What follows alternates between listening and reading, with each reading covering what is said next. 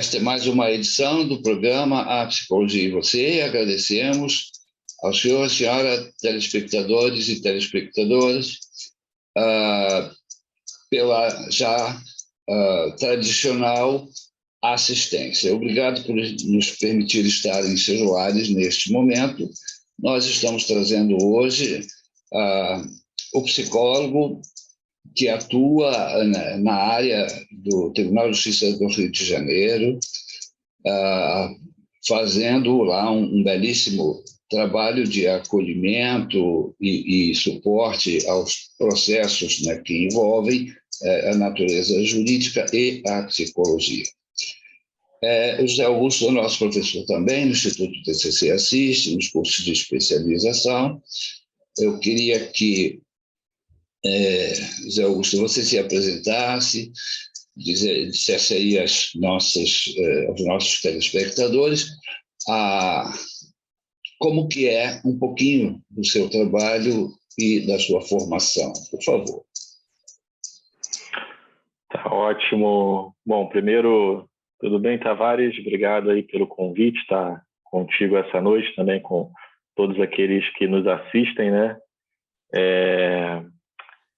Bom, eu atuo, né, sou psicólogo formado e atuo em duas áreas, basicamente, né? Atuo na área jurídica, né, no Tribunal de Justiça aqui do Estado. Atuo principalmente nos processos que estão vinculados à vara de família, mas a partir de agosto vou estar numa nova equipe, vou estar atuando nos processos que são oriundos da vara de infância, né? Depois de uma jornada de longo tempo, aí, quase 10 anos na área de família, eu vou entrar em uma nova área aí também para crescer um pouquinho em conhecimento, né? É sempre bom a gente estar amadurecendo em alguns temas, conhecendo mais. E, além do Tribunal de Justiça, também atuo na área clínica, né? E com consultório, que é uma outra área da psicologia que eu sempre gostei muito, né? Desde quando eu me formei, inicialmente, enquanto formado, eu comecei na área clínica, né? E depois de alguns anos é que eu fui para a área jurídica. Então, tento manter aí um pouco desse espaço clínico também, que é algo que me realiza muito, que eu encontro muito sentido de vida nisso, né? Muito bacana. O tema que você nos traz hoje é um tema bastante interessante, que diz respeito a uma das vertentes da terceira onda da terapia cognitivo-comportamental, que está baseada lá na obra de Martin Seligman e outros tantos profissionais, que nós chamamos de psicologia positiva. Zé Augusto, por favor, nos explique, assim, em termos inteligíveis, vamos dizer assim, para a nossa assistência, o que é exatamente a psicologia positiva e a sua praxis. Ótimo. Bom, vamos falar um pouquinho, então, né? Se a gente pensar, vamos fazer uma breve colocar a psicologia positiva aí dentro do campo da história da psicologia e depois falar um pouquinho o que ela faz, né, na realidade. A psicologia positiva, ela se desenvolve ali enquanto uma ideia mais robusta, né, no final da década de 90, início dos anos 2000, com o Martin Seligman, que à época era presidente da Associação Americana de Psicologia, né? E vamos falar que a bandeira dele, do tempo que ele teve na Associação Americana de Psicologia, era o desenvolvimento desse movimento, né, dessa abordagem, que é a psicologia positiva, que tem como foco, assim, né, como pilares de estudo, né, o que ela se preocupa, o que ela busca entender, são as experiências subjetivas positivas, por exemplo, o bem-estar, ou, de maneira mais popular, a felicidade, né? Também as características positivas da personalidade, né? A gente sabe que dentro do campo da psicologia nós temos vários estudos, né, que se debruçam sobre aqueles aspectos da personalidade que são negativos, né, que podem trazer problemas, dificuldades, né, A psicologia positiva, ao contrário, ela queria entender quais são esses aspectos positivos que contribuem para as pessoas se realizarem, para as pessoas conseguirem ter melhores comportamentos diante de situações problemáticas, né? E também o estudo das instituições positivas. Esse é um ponto bem interessante da psicologia positiva, porque ela quer entender também como uma organização pode contribuir para o bem-estar dos seus colaboradores, como que a escola pode contribuir para um desenvolvimento sadio em todos os aspectos, não só intelectual, dos seus estudantes, como que as comunidades, a política, o país pode pensar em desenvolver seus habitantes, seus cidadãos, de uma maneira positiva, né? Não só pensando, por exemplo, na renda, né? O produto interno bruto, né? A psicologia positiva se tem também a felicidade interna bruta, por exemplo, né? Então, de maneira bem genérica, né, seriam esses os pilares, os interesses da psicologia positiva. Tudo isso, de certa maneira, caminhando para o que eles chamam de florescimento humano, de desenvolvimento integral da pessoa. Agora, José, na prática da psicologia positiva, no processo terapêutico, há alguma diferença significativa em função da idade? E quais seriam, assim,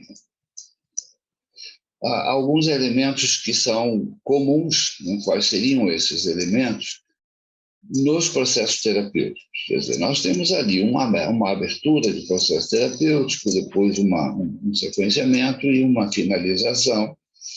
E durante esses processos, como que se poderia citar assim, em poucas palavras, como que essa praxis se dá? Quer dizer, o despertar desse foco para o paciente, se é chamado paciente, se é chamado cliente, porque também tem pequenas diferenças de escola. Então, conta para a gente, né, para o nosso telespectador que está aí bastante interessado, como que é essa relação terapêutica que tem como uma perspectiva a construção de caminhos, né, para a busca de sentido e a experiência da felicidade. Ótimo. Isso é bem interessante, Tavares, porque inicialmente, né, quando a psicologia positiva ali surge enquanto esse movimento desencadeado lá pelo Martin Seligman e outros autores nos Estados Unidos, né, eles não queriam focar no aspecto psicoterapêutico. Se a gente buscar ali a literatura mais científica da área, né, o Seligman ele falava que ele queria pensar na promoção e potencialização. Ou seja, eu vou promover saúde e eu vou potencializar, eu vou melhorar aquilo que já está bom na pessoa. O foco inicial não era, por exemplo, se uma pessoa está com um quadro de depressão ou um quadro de ansiedade, ela vai buscar um psicólogo positivo ou um psicoterapeuta da psicologia positiva. Isso não era no início. Passados seus 5 primeiros anos, vamos falar assim, começou a se despertar o interesse por aplicar a psicologia positiva ao campo clínico.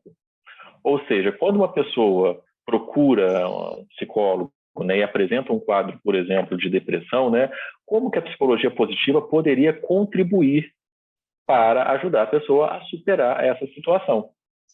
E aí o que acontece, né? Uma das preocupações da psicologia positiva, ou dos principais nomes ali da psicologia positiva, era buscar que esse modelo que eles estavam desenvolvendo se adequassem àquilo que se fala de um método científico robusto, né? Então, eu vou criar protocolos, eu vou fazer estudos, né, onde eu tenho populações de controle, né? Então, isso tudo foi algo que eles se preocuparam. E aí, sim, a gente hoje tem uma psicoterapia positiva que busca, por exemplo, né, um diferencial, né, mapear quais são as forças pessoais de uma pessoa, quais são aqueles aspectos da sua personalidade que podem ser melhorados e ajudá-la a lidar com a situação ali de depressão, de ansiedade.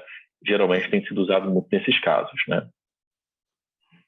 Então, para que os nossos telespectadores tenham um melhor entendimento, existe uma prática de psicologia positiva no campo clínico, e ela tem algumas semelhanças e algumas singularidades dentro do eixo da primeira onda, vamos dizer assim, e dentro também da primeira força da psicologia, que são os aspectos possivelmente mensuráveis, ou seja, nós podemos psicometrizar algumas variáveis dentro do processo clínico que está em andamento. Me refiro, por exemplo, aos indicadores de emoção.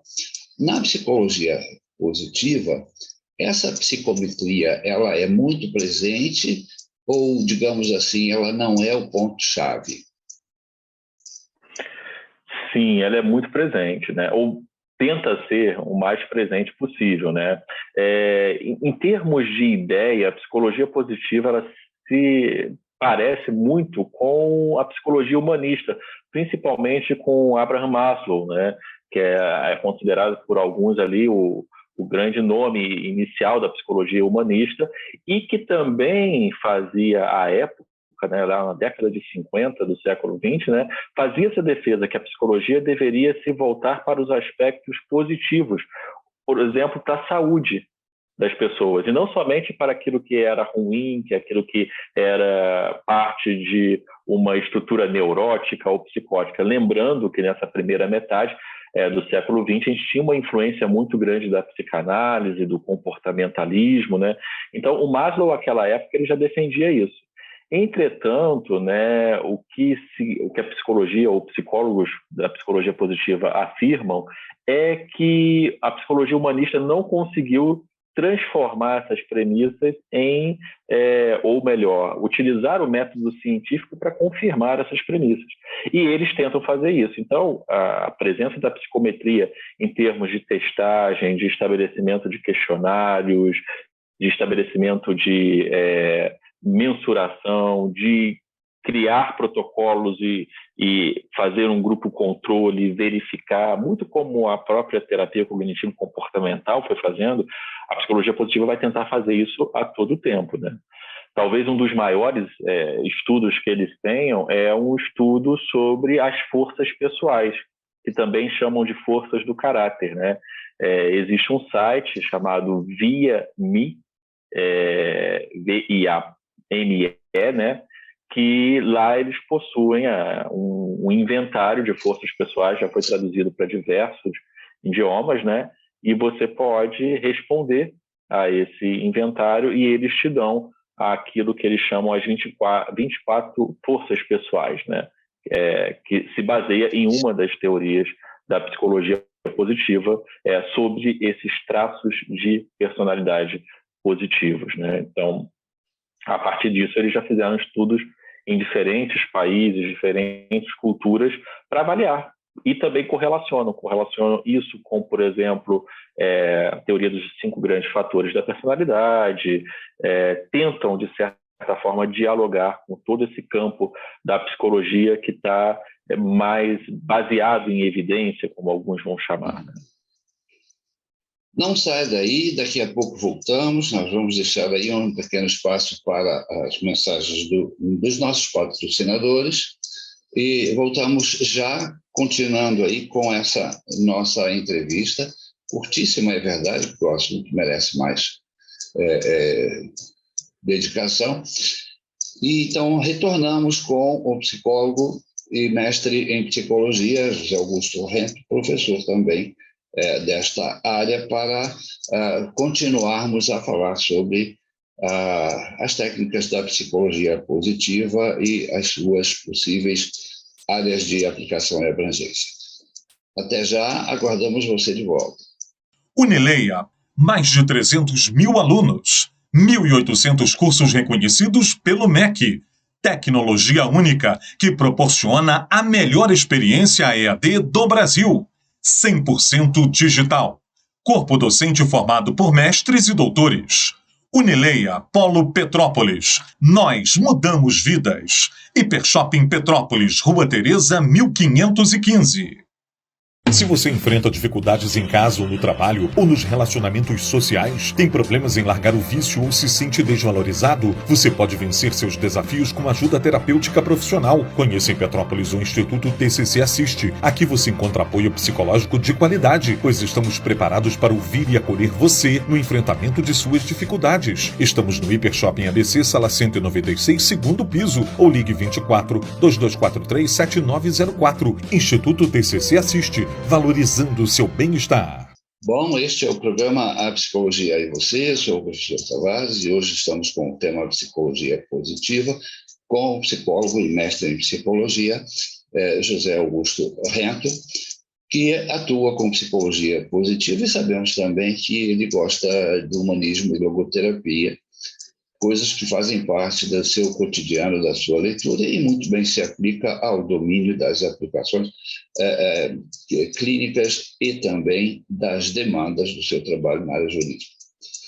Caro José, me fala um pouquinho sobre como que a psicologia positiva pode interagir com outras áreas. Eu estou aqui cogitando a possibilidade de usar a psicologia positiva para, digamos, melhoria do bem-estar em ambientes organizacionais, como, por exemplo, a organização educacional, a organização industrial, a organização pública de prestação de serviços, etc. Esse viés da felicidade muito nos interessa e a ideia de bem-estar me parece que a satisfação do cliente interno é uma teoria motivacional relevante para o mundo de hoje altamente conectado. Por favor, nos dê essa explicação dessas possibilidades. Ótimo, claro. De fato, né, a psicologia positiva, ela virou, na realidade, uma abordagem que eu diria guarda-chuva, né? Ou seja, sob ela foram entrando diferentes áreas, organizacional, por exemplo, né? A educacional também, né? Até o jornalismo hoje já tem, de certa maneira, pessoas trabalhando com jornalismo que pense em como eu posso favorecer, por meio das informações que eu vou veicular, o bem-estar também, né? Inclusive, aí se fala o compromisso com a verdade e tudo mais, né? Uma era de fake news, acho super interessante. Mas, então, tem várias áreas, né? No campo organizacional, né, a psicologia positiva, acho que desde o início começou a crescer muito, porque o trabalho faz parte da vida das pessoas de maneira muito intensa, né? As pessoas trabalham bastante e muitas vezes é uma das áreas que mais proporciona ou adoecimento ou mal-estar. Então, por exemplo, um conceito, né, que foi pego aí pela psicologia positiva, inclusive um dos seus principais nomes, que é o Mihaly Csikszentmihalyi, né, que criou o conceito de fluxo, né, flow, estava ali no início da psicologia positiva, junto com Martin Seligman. Eles aplicavam muito isso ao mundo do trabalho, né? Como que eu posso favorecer um trabalho onde eu tenha um nível de exigência adequado, mas também que eu tenha uma capacidade dessa pessoa em responder a essa exigência e colocar em utilização ali aspectos positivos que ela tenha da sua personalidade, né? Esses autores acreditam que quando isso se encaixa, eu tenho essa experiência de fluxo, que é uma experiência de integração com a atividade muito grande e que geralmente vai me trazer depois uma realização, né? Uma experiência de realização também muito significativa, né? No campo educacional também, isso é um tema super interessante, né? Porque eu poderia perguntar aos telespectadores, né, o que eles esperam que uma escola proporcione para os seus filhos, né? Essa foi uma pergunta que o Seligman se fez, e alguns autores da psicologia positiva se fizeram também. E o que eles tinham como resposta é que proporcionasse crescimento, desenvolvimento, que os capacitassem para a vida e tudo mais. mas, na realidade, o que eles viam eram escolas que ensinavam um conhecimento técnico, muitas vezes voltado apenas para a vida profissional. Então, eles começaram a desenvolver a ideia de educação positiva, que é a educação pensada desde os princípios da psicologia positiva. Por exemplo, segundo a psicologia positiva, o bem-estar, né, uma das teorias do bem-estar ou da felicidade, entre aspas, no campo da psicologia positiva, fala que essa felicidade, né, ela seria caracterizada por 5 elementos, né, que é o modelo PERMA do Martin Seligman, né, que é emoção positiva, engajamento, relacionamentos positivos, sentido de vida e realização. Agora, como é que uma escola pode ajudar uma criança a, desde o início, desenvolver esses elementos? Como é que uma escola pode ajudar uma criança a desenvolver relacionamentos positivos, a saber vivenciar as emoções positivas, a conseguir, de certa forma, se abrir para a perspectiva de sentido de vida? Às vezes eu vejo, por exemplo, adolescentes, né, no ensino médio, ali nos seus 2 últimos anos, tendo uma experiência altamente angustiante com relação a passar no vestibular, né? Ser aprovado no vestibular, de passar por uma faculdade. E muitas vezes, né, quando de alguma forma até na área clínica a gente se depara com isso, uma das questões é essa, né? Mas vamos lá, o vestibular é o sentido da tua vida, então, né? Ou seja, é isso, né, que está centralizado a tua existência, porque pode ser altamente frustrante quando uma pessoa perde outras perspectivas e que os modelos educacionais às vezes não estão vendo tão bem.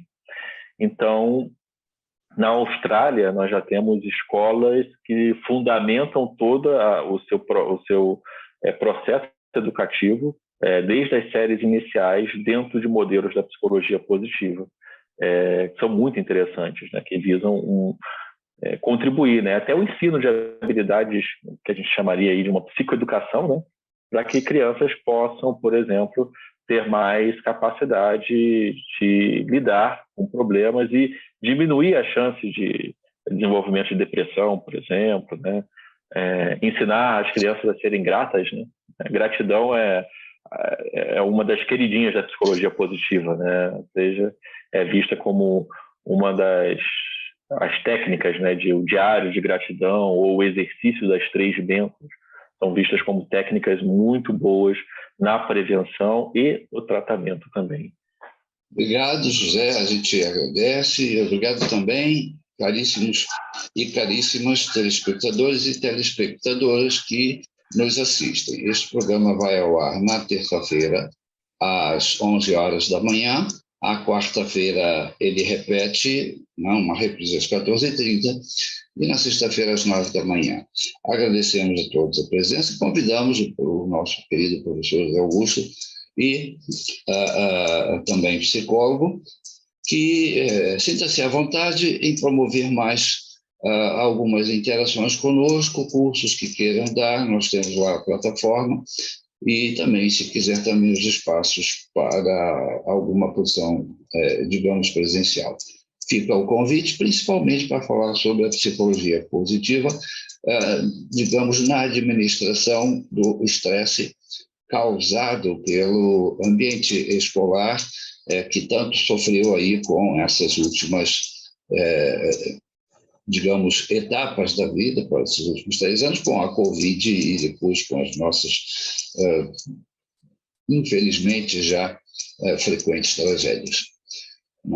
Eu acho que a psicologia positiva nos dá aí uma boa base, um bom fundamento para que a gente possa promover a resiliência, que é exatamente o pilar necessário para retomar o nosso crescimento, retomar a nossa vida e tocar, apesar das dificuldades e circunstâncias. Muito obrigado a todos e até um próximo programa. Eu sou o professor Tavares e esse é o programa Psicologia e Você.